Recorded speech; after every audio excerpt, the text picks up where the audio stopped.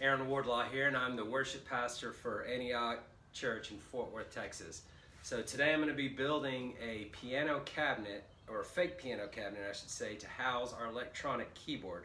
You've probably seen this done at churches before, and basically it's just a way to dress up the look of your keyboard.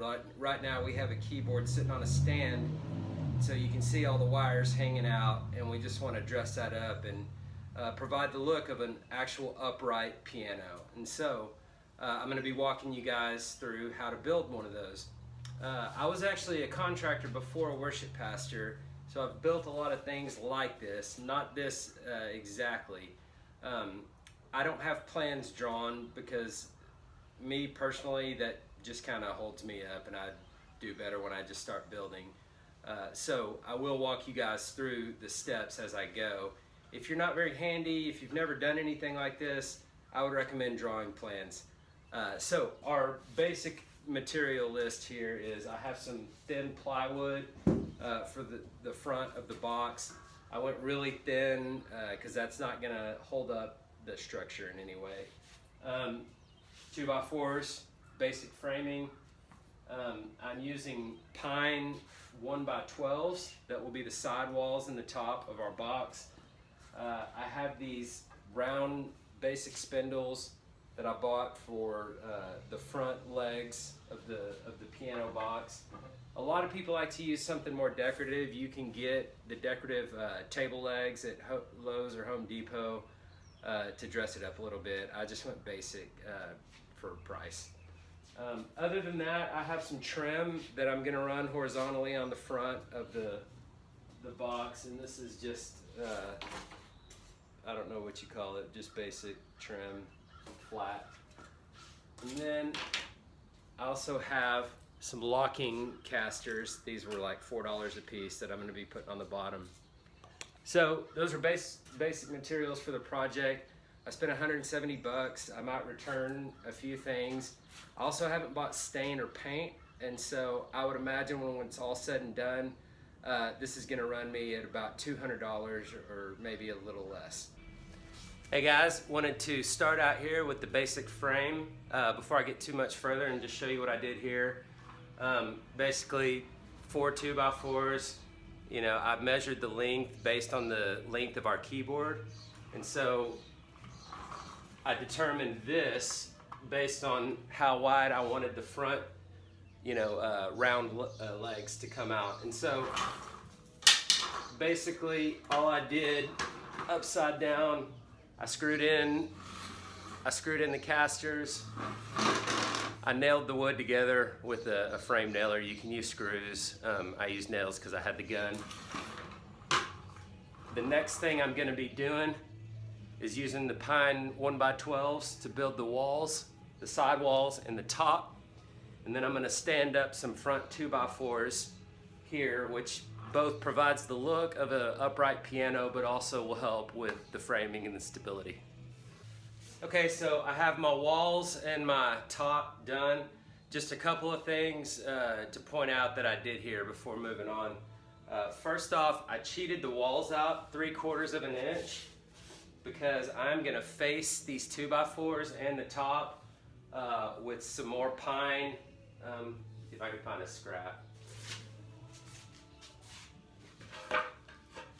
Basically going to be running a piece. This is just a scrap piece of wood, and this is also what you can use to know how much to cheat it out. So basically, when I have a bottom and a top, it's going to be inside this corner, and so that's what I did there. So these are out 3/4 of an inch. Also, it's very important when you're measuring this top piece, pull your measurement from down here.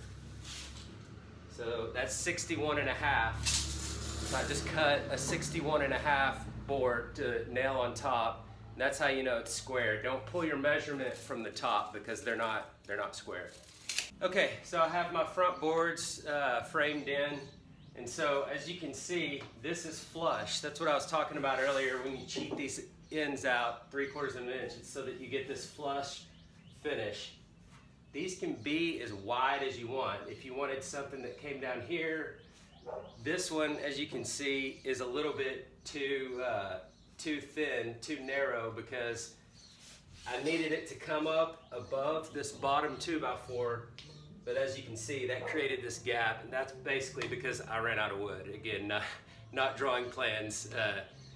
You run into things like this. However, I'm gonna fix it by just running a piece of base around the bottom when I'm completely done. So if you run into these problems, there's always usually a way to fix it at the end. So I'm gonna do that with baseboard.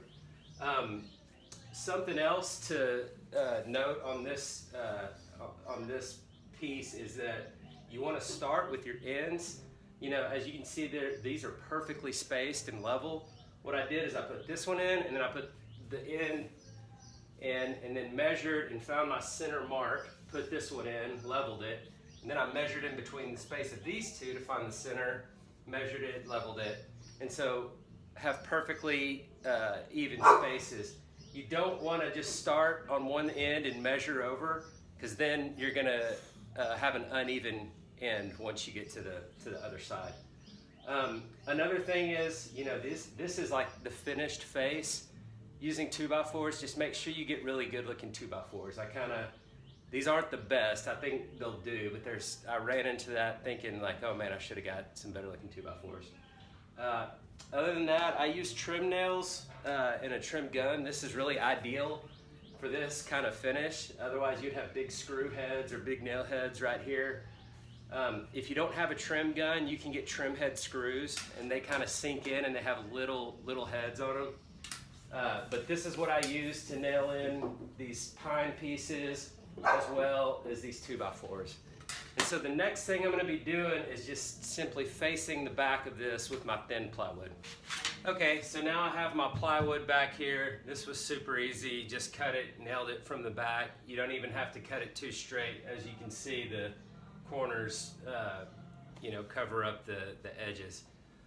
So this is basically the finished face. I'm still going to do some trim and maybe some fake handles the way that actual upright pianos are, but just wanted to show you what I did here with the plywood. So next I'm going to be turning it around and working on the inside. Alright, so now you can see that I'm starting on the inside. I have the rest of my sidewalls up, and these I actually haven't nailed these in yet, but cut them to size.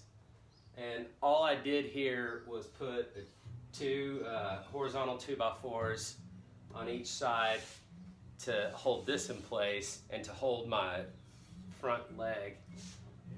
And so I just put a couple of screws just for stability. I didn't want to use trim nails because these are actually pieces of framing. So I just cut these, and I cut a diagonal on the top just to kind of give it the look, of a piano. And so basically these 2x4s right here are going to hold my shelf that will hold the keyboard. This is the lower level shelf, so this is the height that I need for my players who are a little shorter. So basically they're going to be about right here. The shelf will be something like this that sits in here. I'm going to get a piece that's a little wider. I'm also going to make another cleat up higher where I can sit the shelf up higher like this for my taller players.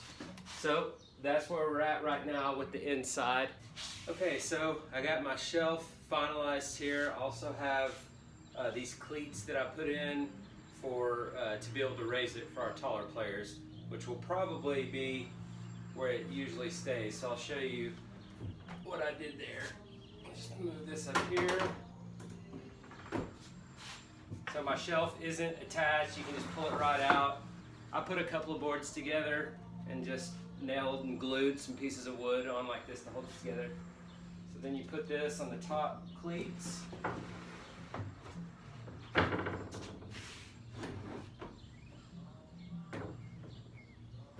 so this is for our upper level.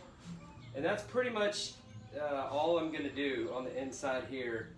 I left this amount of space because we have an iPad that they use that I'll mount right here where they can program the different pad sounds that they use. And then I'm just gonna basically let this top be a music stand, and they can put their music along the top like this.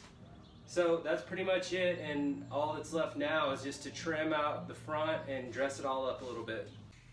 Alright, so I'm pretty much finished up here.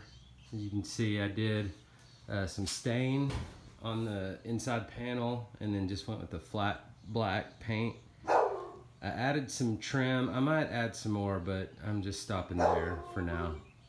And then I added these kind of fake handles with some of the fall off from the legs. And then looking on the inside, got a keyboard in there so you can just kind of see it in place.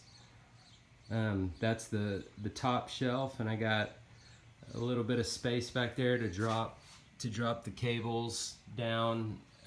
There's a good few inches right there. And then just enough space above the keyboard back there to put our iPad. Alright, thank you guys for watching my video. Hopefully this is helpful if you're doing a project like this. If you have any questions, leave them in the comments, and please share if you know somebody who wants to take on a project like this. Thanks, guys.